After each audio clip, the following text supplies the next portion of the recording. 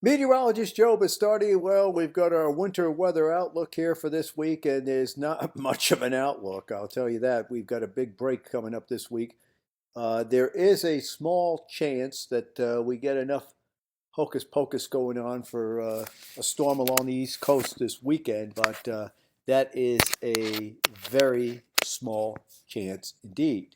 This is a 24-hour period ending uh, Tuesday at 1 o'clock Eastern, noon Central, uh, ending Wednesday, Thursday, Friday, Saturday. Now, you see that little blob of snow there in Michigan?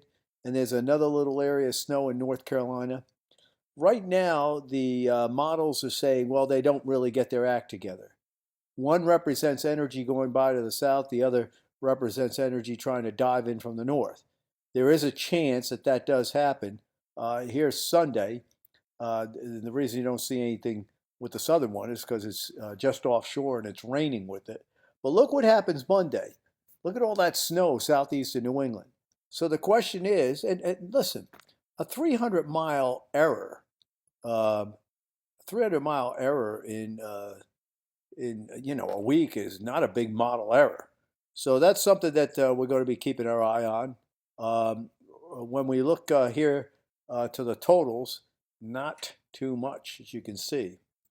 All right, it's going to be cold, no doubt about that, this upcoming week, well below normal in the eastern part of the United States. And what I want to show you here is the Manjuni Oscillation. Now, the secret, and what I believe is going to happen, is it's going to work its way into 1, 2, and 3, and those are cold phases at this time of the year. So what we may be seeing here, let me see if I can turn that on. There's phase 8, which is similar. See the cold along the eastern seaboard, right? And you see it coming into phase 8, so it's coordinated with that. And you see it going into phase 1. And that is a transition to cooler phase, and 2 and 3 are very cold. Now here's the U.S. generated model, which is bringing it around to 2 and 3. And look, you can see what goes on here. 1, 2, and 3 are very cold uh, and stormy. And on our premium site, and I can't start digging into and putting it on here. We'd be here the rest of the day.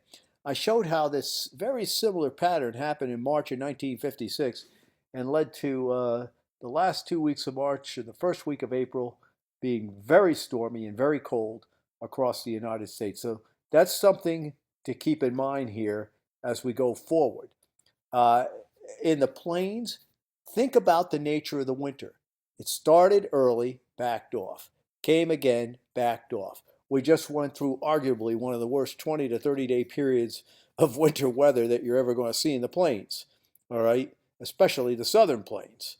Um, and I don't think we're done yet. I think this is going to back off, but mid-March into early April, it's going to be one last return, and probably the same nature as what we've seen before, where there's relative to averages is colder than normal and snowier than normal. So that's something to keep in mind here. All right, that's it for now. Please enjoy the weather. It's the only weather you've got.